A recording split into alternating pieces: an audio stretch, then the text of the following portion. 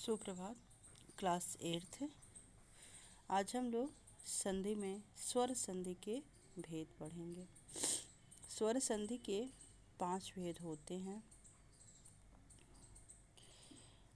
तो इन 5 भेदों में है सबसे पहले दीर्घ संधि, गुण संधि, वृद्धि संधि, यड़ संधि और अयादि संधि।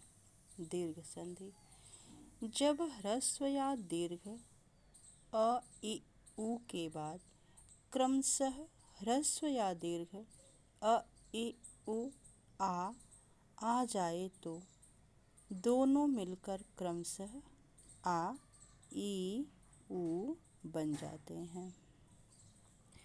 देखिए बेटा, कहने का तात्पर्य यह है कि दीर्घ का मतलब होता है बड़ा।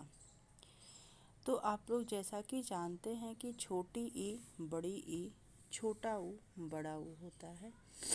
तो ऐसे ही छोटी ई प्लस छोटी ई दोनों को मिलाएंगे तो बड़ी ई बन जाएगी। वैसे ही छोटा ऊ, बड़ा ऊ, इन दोनों को मिलाने के बाद जो है बड़ा ऊ बन जाता है। कहने का तात्पर्य यह है कि ह्रस्व मतलब छोटा, तो दो ह्रस्व को मिला करके एक दीर्घ बन जाता है, या एक दीर्घ रहेगा और एक ह्रस्व रहेगा तो उन दोनों को मिला करके भी दीर्घ हो जाता है। जैसे मत प्लस अनुसार, मतानुसार, यानी कि त मत में भी अ है और अनुसार में भी अ है, दोनों छोटा अ है, और जब दोनों को हम मिलाते हैं तो बड़ा आ ता हो जाता है, मतानुसार। ऐसे ही परम प्लस अड़ु, परम का अ है, म का अ है और अड़ु का अ है, और दोनों को जब हम आपस में मिलाते हैं दीर्घ संधि के द्वारा तो दोनों दीर्घ हो जाता है और शब्द बनता है परमाणु। ऐसे ही और भी उदाहरण हैं जो ह्रस्व से दीर्घ हो जाते हैं दीर्घ संधि के द्वारा। बुक में दिए हुए हैं। स्वर संधि का दूसरा भेद जो है गुण संधि है। जब अ या आ के आगे इ या ई आए तो दोनों के मेल से ए बनता है। दूसरा नियम है, जब अ या आ के आगे उ या ऊ आए तो दोनों के मेल से ओ बनता है। तीसरा नियम है, यदि अ या आ के आगे री आए तो दोनों के मिलने से और बनता है। जैसे देव प्लस इंद्र। अब देव में व का अ है और इंद्र का ई है, तो अ और ई दोनों को मिला करके गुण संधि के द्वारा ए हो जाता है। इसका सूत्र है अकः सवर्णे दीर्घः। अकः सवर्णे दीर्घः।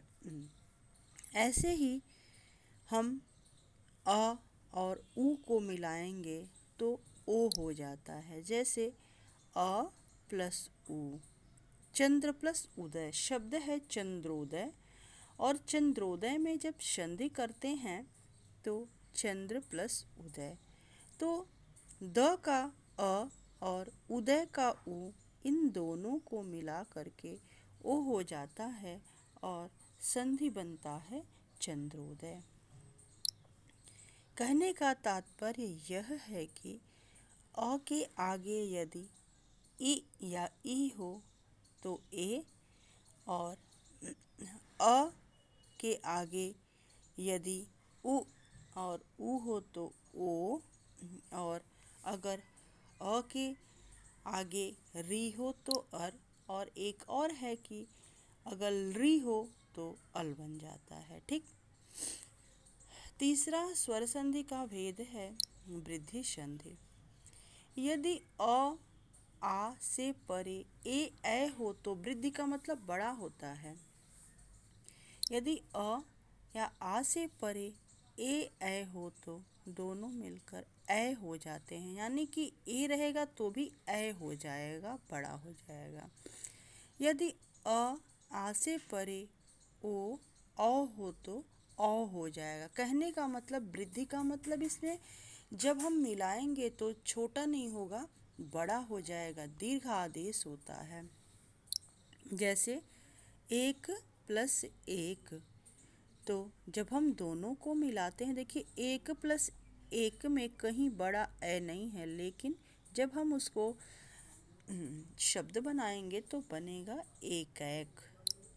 ऐसे ही सदा प्लस एव, सदा का आ है और ए है, दोनों को मिलाकर ए हो जाएगा और शब्द बनेगा सदैव। फिर है यड़ संधि। यदि इ या ई के बाद कोई भिन्न स्वर आए तो ई को य हो जाता है, और यदि उ के बाद कोई भिन्न स्वर आए तो उ को व हो जाता है। यदि री के बाद कोई भिन्न स्वर आए तो री का अर हो जाता है। जैसे अति प्लस अधिक। अब देखिए, जो अति में ई की मात्रा लगी है, ये जो है य हो जाएगा और बनेगा अत्यधिक। फिर है पांचवा, इसमें अयादि संधि। यदि ए के बाद भिन्न स्वर हो तो ए का ए हो जाता है, और ए के बाद भिन्न स्वर हो तो ए को आय हो जाता है। ओ के बाद भिन्न स्वर हो तो ओ को अव हो जाता है, और औ के बाद भिन्न स्वर हो तो औ को आव हो जाता है। जैसे नयन। नयन का जब हम विच्छेद करते हैं तो ने प्लस अन, यानी कि ए प्लस अ प्लस अ, नयन। ऐसे ही पावक शब्द है तो प प्लस अक, और नाविक शब्द है तो 9+1। आज के लिए बस इतना ही। अगला जो पार्ट हम लोग अगली कक्षा में पढ़ेंगे। धन्यवाद।